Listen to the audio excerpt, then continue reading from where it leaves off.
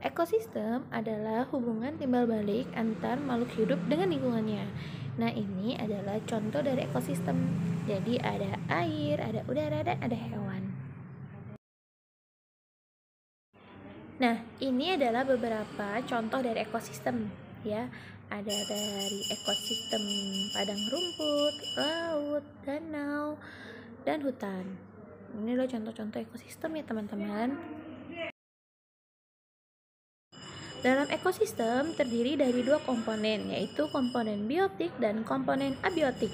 Nah, untuk komponen biotik ini adalah komponen makhluk hidup yang terdiri dari makhluk hidup seperti hewan, tumbuhan, lalu pengurai, jamur, bakteri, namanya komponen biotik. Sedangkan untuk komponen abiotik, contohnya seperti air, tanah, udara, bebatuan, dan cahaya matahari. Seperti yang sudah teman-teman pelajari, komponen biotik itu terdiri dari hewan, tumbuhan, jamur.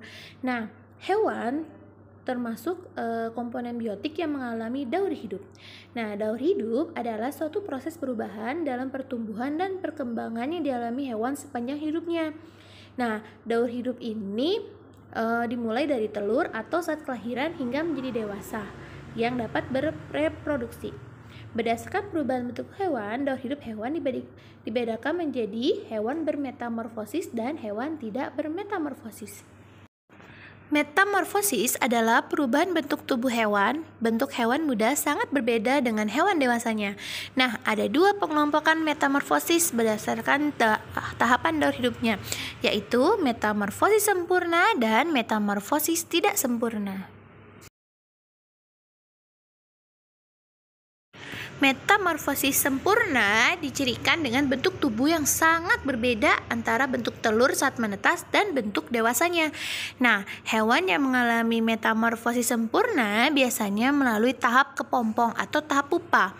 Contohnya seperti kupu-kupu, lalat, nyamuk, lebah, katak, ngengat.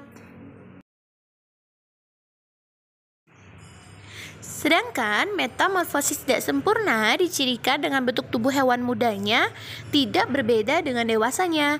Namun seiring dengan pertumbuhan dan perkembangannya terdapat penampakan ukuran dan struktur tubuh seperti sayap. Nah, hewan yang memiliki metamorfosis tidak sempurna ini tidak melewati masa pupa atau masa kepompong. Akan tetapi tahapan peralihannya disebut nimfa. Contohnya adalah belalang, capung, dan kecoa. Ini termasuk kategori hewan bermetamorfosis tidak sempurna. Tidak semua hewan mengalami perubahan bentuk dan penambahan struktur tubuh. Ada hewan yang bentuk dan struktur tubuhnya sama saat masih muda sampai hewan tersebut dewasa. Nah, hewan tersebut dikelompokkan sebagai hewan yang tidak bermetamorfosis. Contohnya ayam, kucing, ikan, dan kadal. Ini termasuk hewan yang tidak bermetamorfosis ya, teman-teman.